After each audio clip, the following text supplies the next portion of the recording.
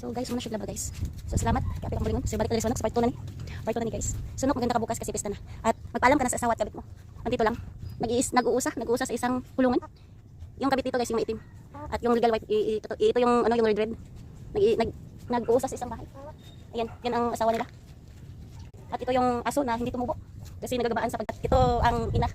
Yung matabang aso guys. Hinihiwalay ang anak kasi may lahing Amerikano yata. Pag edad ng 16 years old, hiwalay na sa ina. Anong iniintay mo? Walang pagkain.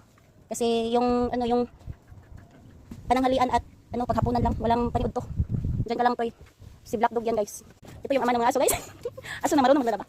Sinusugo niya ako guys. Pinakukuha niya ako ng brush. So guys, nanap ko na sa sud sa kwarto kay murag kapoy ko og tuyok-tuyok sa dako nga garden. Magpasilim-pasilim ta guys. Kay magkita ko kayo. Wala. Okay na guys.